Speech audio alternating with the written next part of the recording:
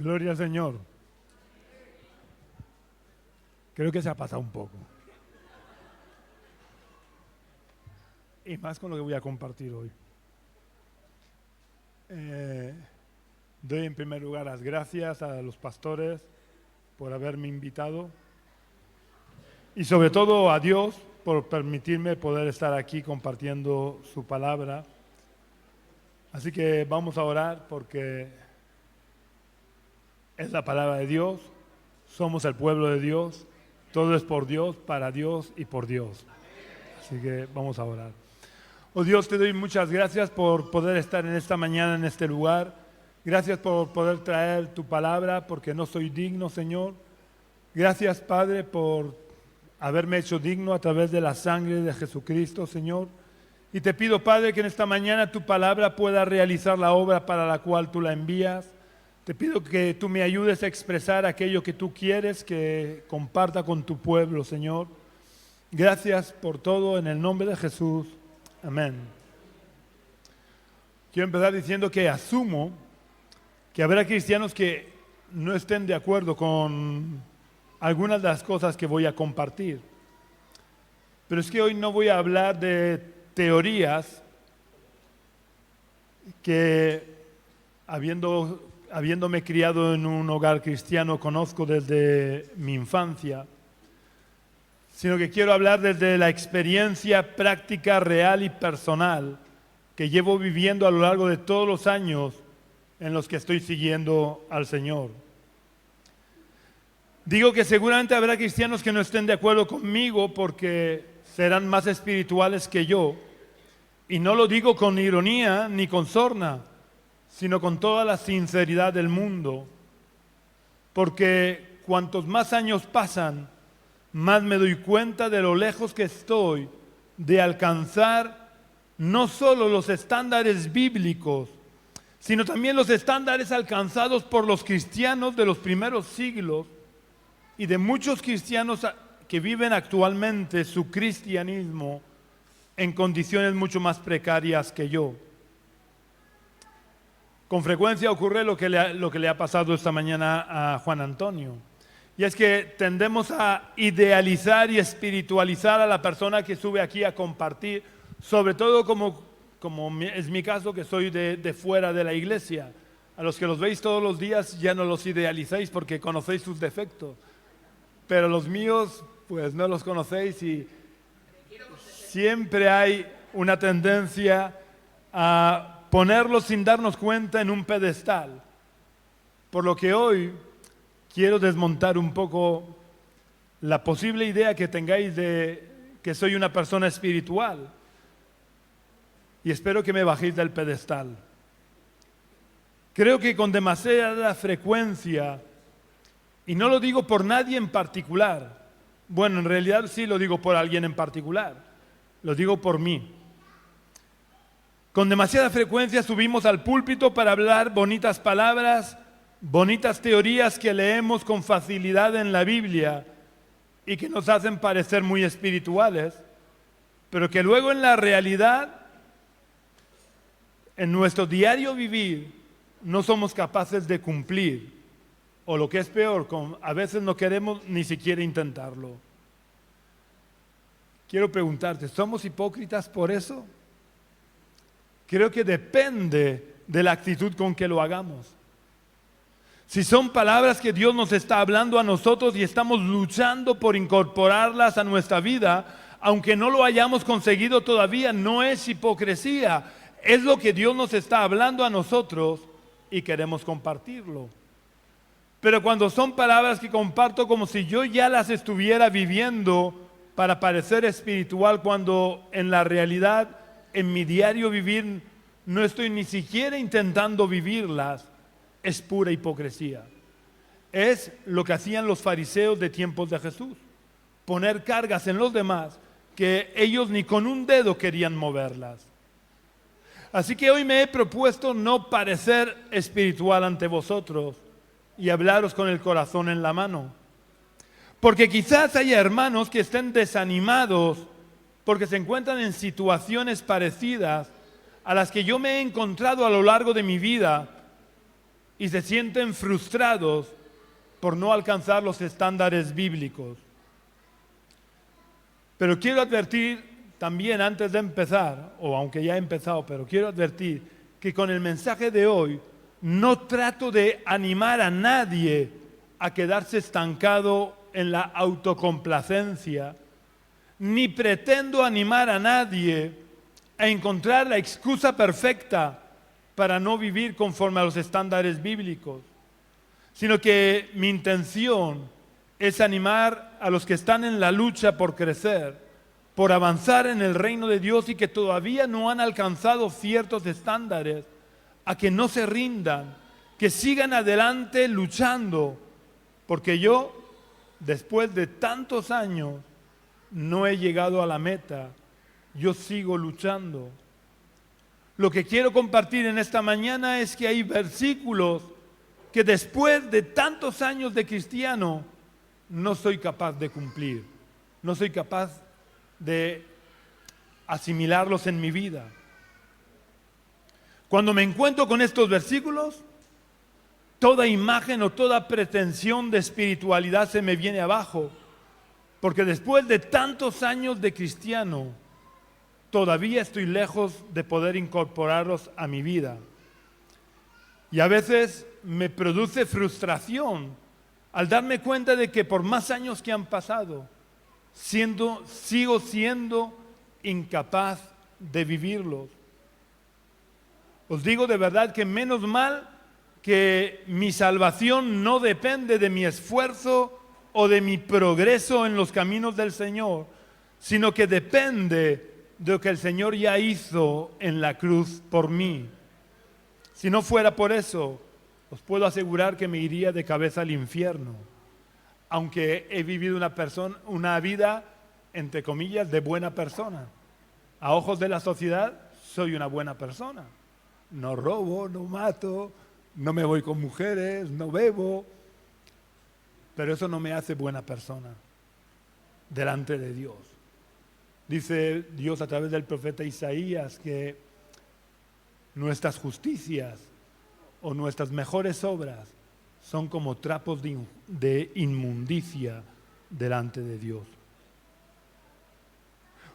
Uno de los versículos a los que me estoy refiriendo es el eje central de una canción que cantáis en esta iglesia con relativa frecuencia y que cada vez que la cantáis y que la canto con vosotros, me da un baño de realidad espiritual en el que si me creía o me sentía que estaba empezando a remontar el vuelo, me vuelve a la cruda realidad de lo poco espiritual que soy. Me estoy refiriendo a Santiago capítulo 1 y versículo 2. Vamos a leer lo que dice Santiago capítulo 1 y versículo 2. Dice: hermanos míos, gozaos profundamente cuando os halléis en diversas pruebas. He leído este versículo en varias versiones para ver si había algún error de traducción, pero para mi tristeza o para mi frustración, o no sé cómo expresarlo, pero no hay ningún error. Santiago dijo exactamente eso que pone el versículo. Y parafraseado y tomando todas las versiones que he consultado, Santiago dijo que cuando estamos en medio de la prueba, tenemos que gozarnos profundamente o alegrarnos profundamente o estar muy dichosos o considerarlo como un tiempo para alegrarse mucho. Para mi vergüenza y para mi tristeza, todas las versiones confirman lo poco espiritual que soy. Porque después de tanto tiempo siguiendo y sirviendo al Señor, todavía no soy capaz, no ya de gozarme o alegrarme profundamente, simplemente no soy capaz de gozarme. Así de claro, cuando estoy en medio de la prueba, no soy capaz de gozarme, ni siquiera un poquito, cuanto menos profundamente o alegrarme mucho. Es verdad que con el paso del tiempo, una vez superada la prueba, he podido ver el trato de Dios en ese tiempo. y cómo Dios me ha sostenido siempre, por lo que cuando he salido de ese tiempo de prueba, a veces he podido gozarme y alegrarme viendo lo que Dios había hecho durante ese tiempo. Pero la verdad es que en los momentos en los que estaba pasando por el fuego de la prueba, no fui capaz de ni siquiera sentir el más mínimo gozo. Como mucho fui capaz de pasar por la prueba sin rebelarme contra Dios, aceptando su voluntad, sabiendo que Dios quiere lo mejor para mí y que aunque yo no lo entendiera, Él estaba trabajando en mí. Pero de saber eso y de aceptar eso, a sentir mucho o profundo gozo o simplemente a sentir gozo, se va mucho. Ya sé que hay hermanos mucho más espirituales que yo, e insisto, no lo digo con ironía ni con sorna, lo digo sinceramente. Sé que hay cristianos que son más espirituales que yo y son capaces de gozarse y alegrarse profundamente en medio de la prueba, pero yo no soy capaz. Por eso siento profunda admiración por aquellos hermanos que son capaces de sentir gozo en medio de la prueba. Este versículo de Santiago a veces me produce frustración porque después de tanto tiempo de cristiano sigo tan lejos de lograr vivirlo, pero es que además de rebote me lleva a otros versículos que también se leen fácilmente, pero que son difíciles de cumplir. Porque si lograra cumplirlos, también lograría sentir gozo en medio de la prueba. Me estoy refiriendo a lo que Pablo le escribe a los cristianos de las distintas iglesias de Galacia en su carta a los Gálatas en el capítulo 5 y versículo 24.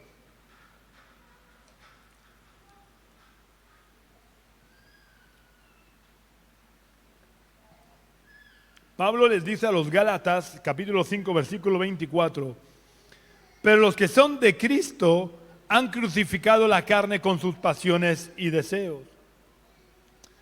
Y la realidad es que si no logro sentir mucho gozo o simplemente sentir gozo cuando estoy en medio de la prueba, es porque todavía no he crucificado del todo mi carne con sus pasiones y deseos. O si la he crucificado, se ha bajado de la cruz sin que yo me diera cuenta. Porque es mi carne la que me impide sentir gozo cuando estoy en medio de la prueba. Pablo les dijo también a los cristianos de Galacia un poquito antes de este versículo que hemos leído, con Cristo estoy juntamente crucificado y ya no vivo yo, mas vive Cristo en mí. Pablo predicaba con el ejemplo. Y cuando leo este versículo me doy cuenta de lo espiritual que era Pablo y de lo poco espiritual que soy yo. Porque yo no podría decir estas palabras de Pablo sin mentir. Es verdad que haciendo honor a la verdad en momentos muy puntuales de mi vida, quizás pude decirlo sin estar exagerando o mintiendo. Pero pasados esos momentos puntuales de mi vida, mi carne se bajó de la cruz y sin dejar de ser cristiano según los estándares de lo que es ser cristiano en el siglo XX y XXI, en el mundo occidental, volví a vivir yo. Y volví a tomar yo el control y las riendas de mi vida.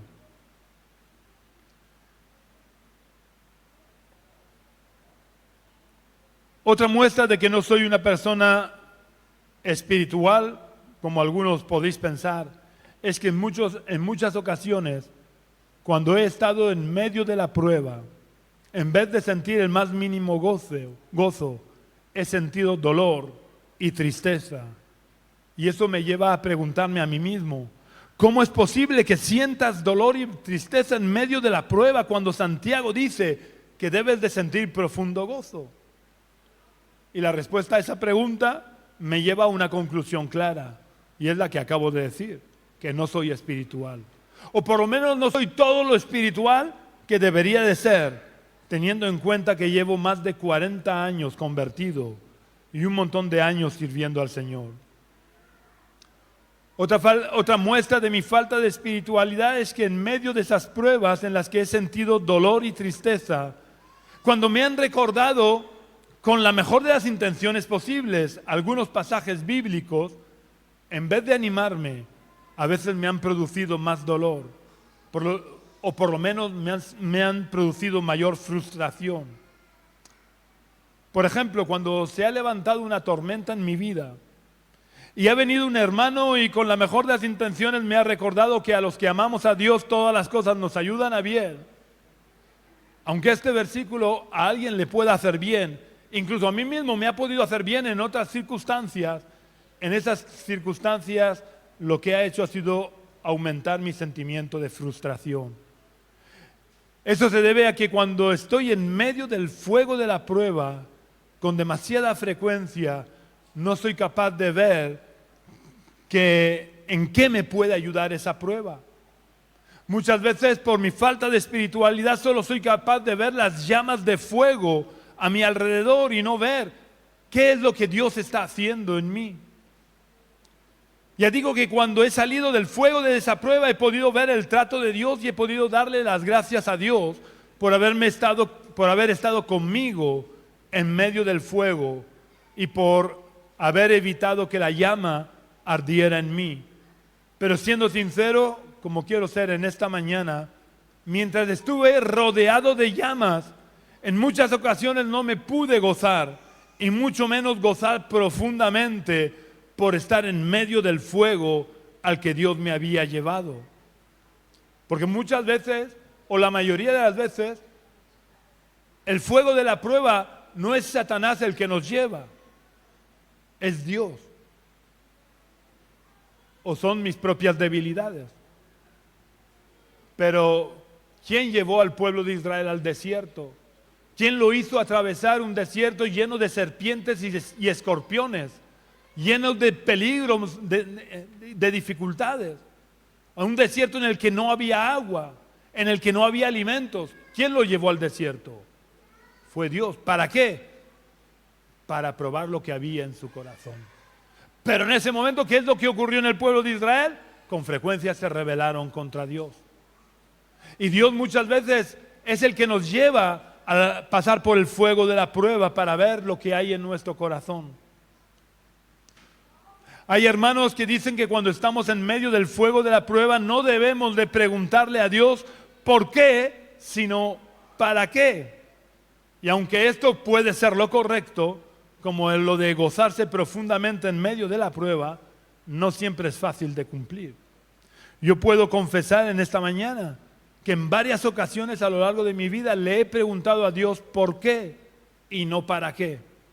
Y sinceramente no creo que Dios se ofendiera, porque Él conoce nuestra debilidad y nuestra dificultad para entender sus propósitos cuando las tormentas nos rodean y hacen que nuestra barca zozobre.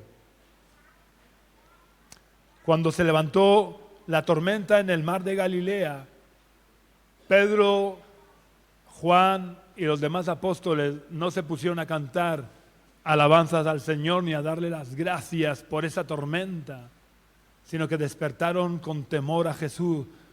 Señor, despierta que perecemos. Y cuando estamos en medio de la tormenta, no es fácil ver el propósito de Dios. El problema no está en preguntarle a Dios por qué de las cosas que nos suceden, sino la actitud con la que lo preguntamos. Y cuando le preguntamos a Dios el porqué de la tormenta que se ha levantado o el porqué del fuego de la prueba que tenemos que estar atravesando, si lo hacemos con humildad y sin rebeldía en nuestro corazón, Dios nos responderá o no nos responderá, pero no se ofenderá porque se lo preguntemos, porque Él conoce nuestras debilidades y nuestras limitaciones. Tenemos un ejemplo claro en la Biblia que es el de Job.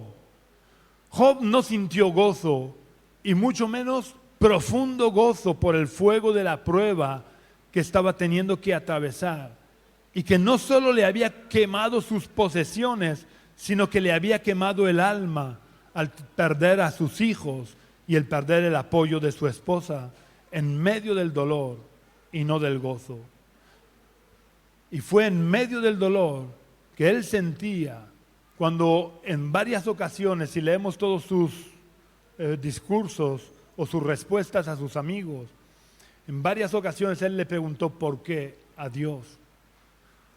Es verdad que cuando Dios al final del libro le responde, no le da ninguna explicación de por qué. Y esa es una de las cosas que me maravillan de Dios. Dios no cogió para animar a Job y le dijo, mira, querido Job, es que quería demostrarle a Satanás lo fiel que eres conmigo. No. Él coge a Job y le dice, cíñete como un varón tus lomos, que ahora yo te preguntaré y tú me responderás. ¿Dónde estabas tú cuando yo creé los cielos y la tierra? ¿Dónde estabas tú cuando yo le puse límites a los mares? Y así hasta llevar a Job a tener que reconocer la soberanía absoluta de Dios y que Dios no necesita dar explicaciones a nadie. Pero os puedo decir que a veces Dios responde y nos dice el por qué, cuando vamos a Él con una actitud correcta. Pero si no responde, pues debemos de asumir que Él es soberano y que no tiene por qué dar ninguna explicación. Y a pesar de no haber recibido ninguna explicación en la respuesta de Dios, Job entiende el beneficio que ha aportado a su vida el tener que pasar por el fuego de la prueba. Y dice en Job capítulo 42 y versículo 5, Job confiesa, de oídas te conocía, mas ahora mis ojos te ven. Aunque durante el fuego de la prueba Job no pudo o no supo gozarse, una vez pasada la prueba reconoció el beneficio que le había aportado ese tiempo de sufrimiento. Y recalco, de sufrimiento, no de gozo, porque antes del fuego de la prueba solo conocía a Dios de oídas. Pero después del fuego de la prueba, su intimidad con Dios había aumentado a tal punto que podía verlo.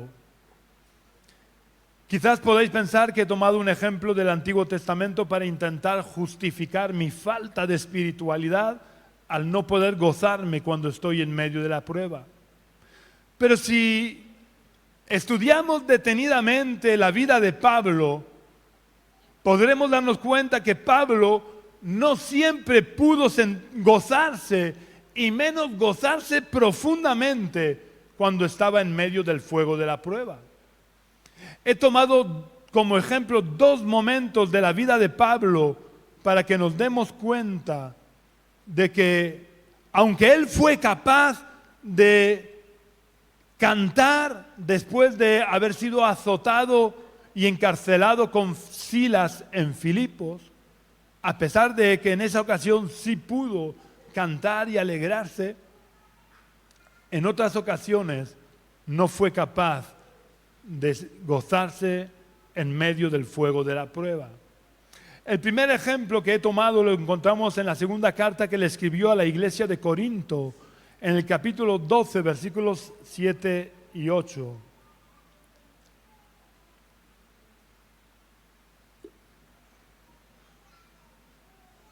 Segunda de Corintios capítulo 12, versículos 7 y 8 dice: y para que la grandeza de las revelaciones no me exaltara, me fue dado un aguijón en mi carne, un mensajero de Satanás que me abofetee para que no me enaltezca, respecto a lo cual 3 veces he rogado al Señor que lo quite de mí. Realmente estos versículos no dicen que Pablo no se gozara en medio de la prueba, pero se puede inferir por las palabras de Pablo que cuando era abofeteado por el mensajero de Satanás, no sentía gozo y mucho menos profundo gozo. Porque si hubiera sentido gozo al ser abofeteado por el mensajero de Satanás, no le hubiera insistido hasta 3 veces al Señor que se lo quitara. Y si Pablo no siguió insistiéndole al Señor que se lo quitara, no es porque él hubiera llegado a sentir gozo, sino porque ya el Señor le dijo claramente: Pablo, deja de pedirme esto porque no te lo voy a conceder, por más que me lo pidas, no te lo voy a conceder porque mi poder se perfecciona en tu debilidad, bástate mi gracia. Pero es que además Pablo entendía perfectamente el por qué Dios estaba permitiendo a ese mensajero de Satanás que lo abofeteara. Y el por qué Dios lo estaba permitiendo. Lo dice él mismo al principio, dice, para que la grandeza de las revelaciones no le exaltara. Ahora vamos a ver el segundo ejemplo en el que vemos que Pablo no fue capaz de gozarse en medio del fuego de la prueba. Vamos a leer en la segunda carta que escribió a su discípulo Timoteo, capítulo 4, versículo 14. Segunda de Timoteo, capítulo 4, versículo 14. Pablo le dice a Timoteo: Alejandro el herrero me ha causado muchos males. El Señor le pague conforme a sus hechos. Y empieza el siguiente versículo, que no lo vamos a leer, pero empieza el siguiente versículo diciendo: guárdate tú también de él. Es verdad que nuevamente en estos versículos no dice que Pablo no se gozara, pero por las palabras podemos sentir, o por lo menos a mí me da esa sensación de el dolor que él sintió a causa de este Alejandro. Cuando Alejandro el herrero le estaba causando muchos males, no parece que Pablo se gozara. Porque si hubiera sido motivo de gozo, Pablo no le hubiera recomendado a Timoteo que se guardara de él, sino que le hubiera recomendado que lo buscara para poder gozarse también. Pero creo, por mi escasa espiritualidad, que a nadie o a casi nadie nos gusta pasar por el fuego de la prueba. Y si no nos gusta, es porque no somos capaces de gozarnos. Para terminar, quiero que meditemos en una revelación de Dios al profeta Jeremías. Vamos a leer en el libro del profeta Jeremías, capítulo 18, versículos 2 al 7.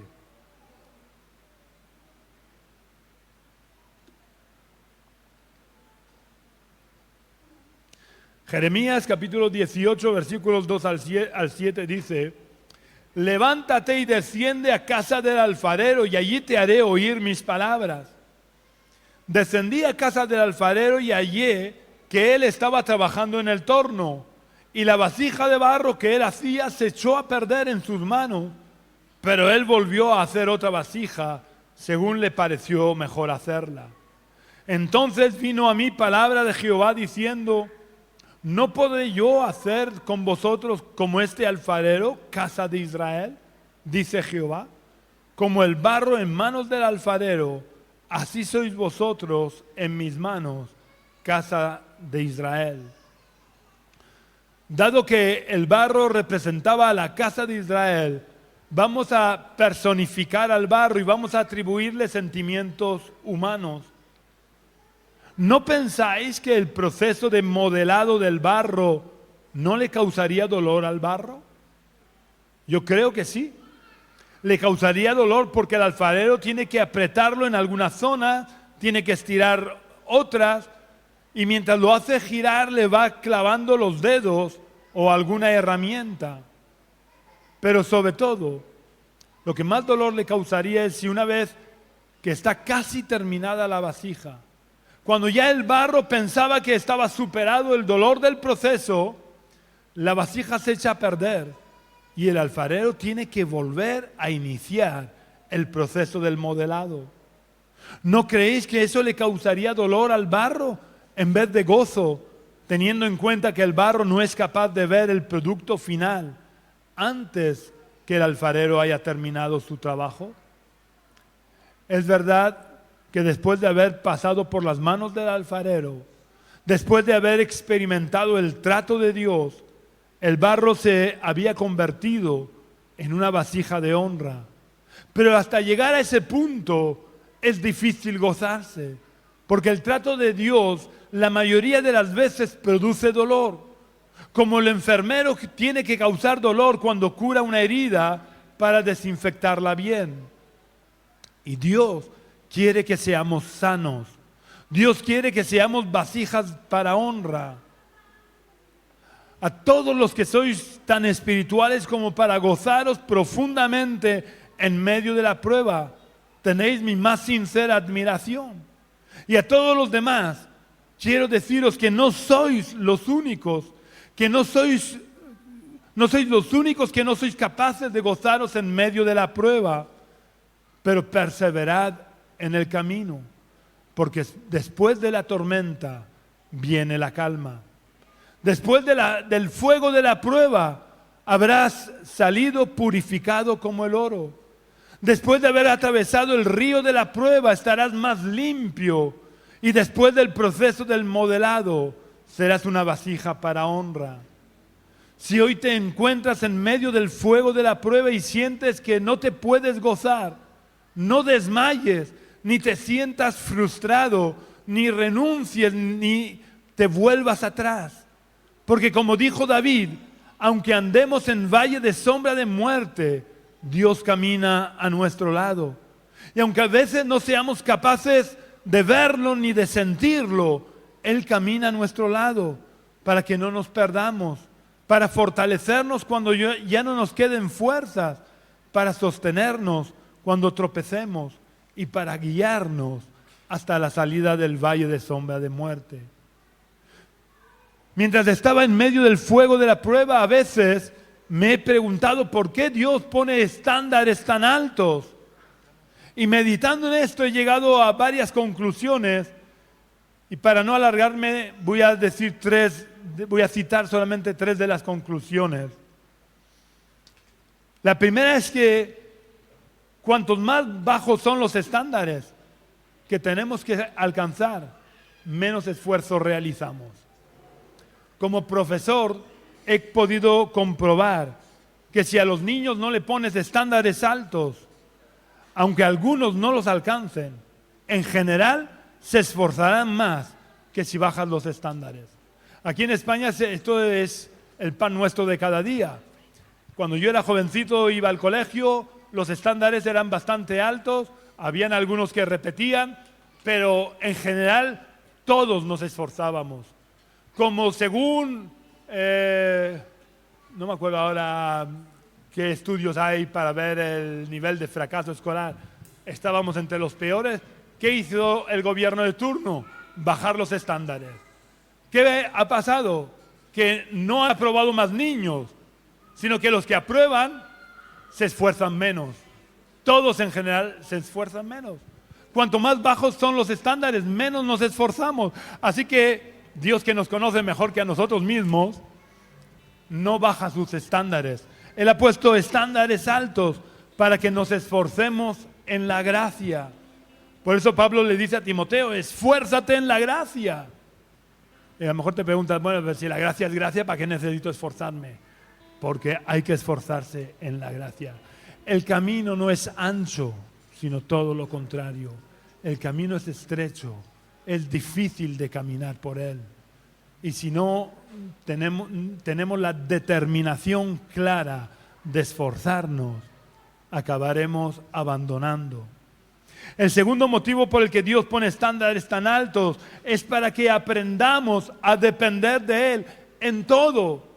Cuando Israel tuvo que conquistar la tierra prometida, no tuvo que expulsar a pueblecitos que con unas pataditas perdón por los que sois de otros países, en el culo o en el trasero.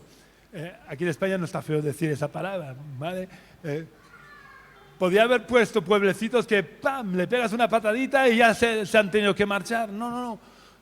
En la tierra prometida había pueblos mucho más fuertes, mejor armados, mejor defendidos que lo que estaba Israel. ¿Para qué? Para que Israel dependiera de Dios para conquistar la tierra prometida. Y por eso Dios ha puesto estándares altos, para que nosotros no nos confiemos y dependamos de Él para alcanzar esos estándares. Y el tercer motivo por el que Dios pone estándares tan altos es para que no nos creamos mejores o más espirituales de lo que somos, y de esa manera aprendamos a no tener más alto concepto de nosotros mismos que el que debemos de tener. Para terminar, si estás en medio de la prueba y no eres capaz de sentir ni tan siquiera un poco de gozo, no te preocupes, no eres el único. Solo mi recomendación por los años de experiencia: busca a Dios, fortalécete en Dios y Dios te guiará por en medio del fuego hasta que estés preparado para salir del fuego mucho más purificado que el oro. Amén. Y cuando salgas, Verás tú que ya no te costará gozarte por la prueba que has superado. Que Dios nos bendiga y nos sostenga a cada uno de nosotros en medio de la prueba. Ahora quiero despedirnos de todos los que nos veis y nos seguís por redes sociales. Que Dios os bendiga grandemente y hasta el miércoles próximo a las 7 de la tarde, si Dios quiere. Un abrazo muy fuerte para todos. Amén.